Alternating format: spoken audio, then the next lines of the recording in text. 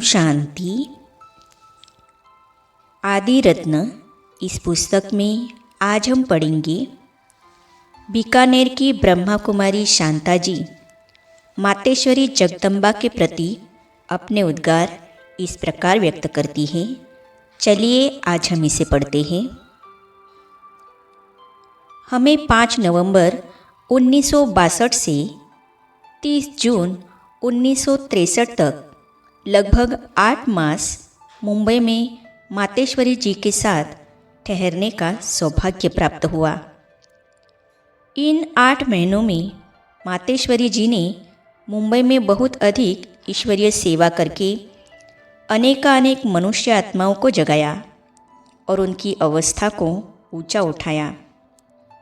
उन दिनों उन्होंने कर्म, अकर्म और विकर्म की गति तथा सुख दुख, रूप फल आदि आदि विषयों पर बहुत सरलतापूर्वक गहन रहस्य समझाए और कर्मयोग आदि के बारे में भी कई अनमोल ज्ञान रत्न हम सबको दिए।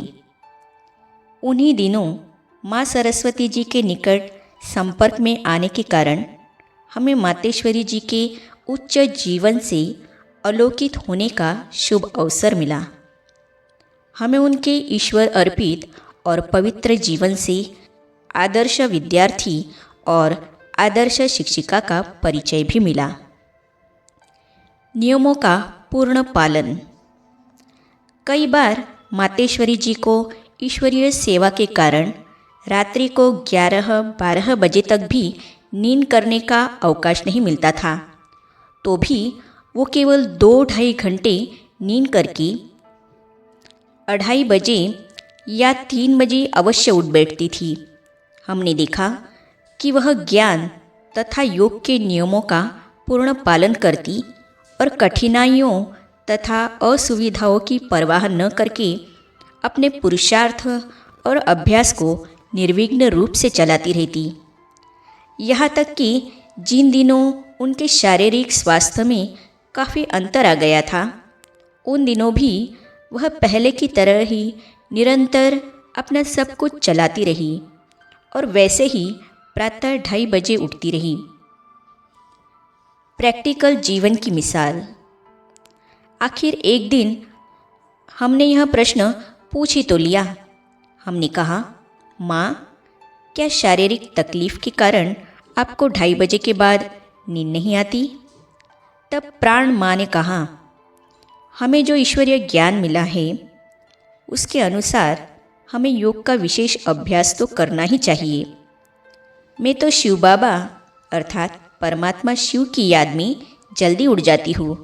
बीमारी है तो क्या हुआ, सारा दिन व्यस्त रहने, शारीरिक कष्ट झेलने और रात को बहुत देर से सोने के बाद भी इतनी जल्दी उठ बैठना प्रेरणाप्रद ही तो है। परमप्रिय परमपिता परमात्मा से हमारी लगन कितनी सच्ची और तीव्र होनी चाहिए, यह हमें सजग करने के लिए एक प्रैक्टिकल जीवन की मिसाल ही तो थी। ईश्वरीय पढ़ाई कभी नहीं छोड़ी। मातेश्वरी जब अस्पताल में थी तब भी उन्होंने अपनी पढ़ाई बंद नहीं की। वहाँ भी वे प्रतिदिन शिव बाबा के महावाक्य अर्थात प्रजापिता ब्रह्मा के मुख द्वारा उच्चारे हुए सुनती थी और उनके महावाक्यों की जो लिखित प्रतियां आती थी उन्हें भी पढ़ती रहती थी। अनेक बार हमने माँ से प्रश्न पूछा कि माँ, इस ईश्वरीय ज्ञान यज्ञ में तो बहुत बहनें और भाई आए, इनमें से कई आपसे आयु में बड़े भी थे और कई इस यज्ञ में आपसे थोड़े पहले भी आए हुए थे, तो भी आपने उन सब की भेंट में यह उच्च स्थिति कैसे प्राप्त की जो आप सरस्वती कहलाई? आपका ऐसा कौन सा पुरुषार्थ था जिससे कि आपको इतनी सफलता मिली? तब माँ ने कहा, देखो, मैंने यह ईश्वरीय पढ़ाई कभी भी नहीं छोड़ी।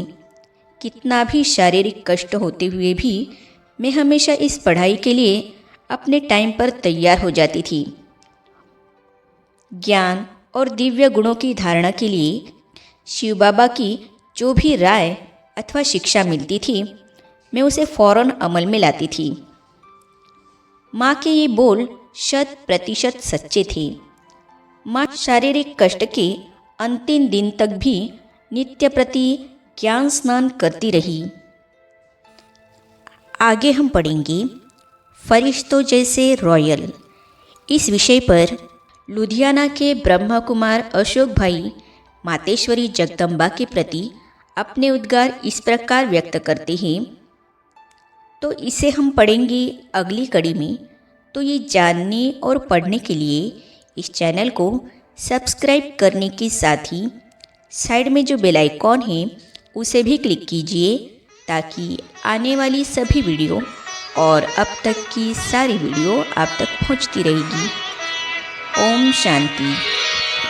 तेरी याद का अमृत पीते हैं, तेरी याद का अमृत पीते हैं, तेरी याद में जीते हैं बाबा, तेरी याद में जीते हैं बाबा, तेरी याद का अमृत पीते हैं, तेरी याद का अमृत पीते हैं, रहे याद सदा ही साथ तेरी, रहे याद सदा ही साथ तेरी, बस और न हम कुछ चाहें।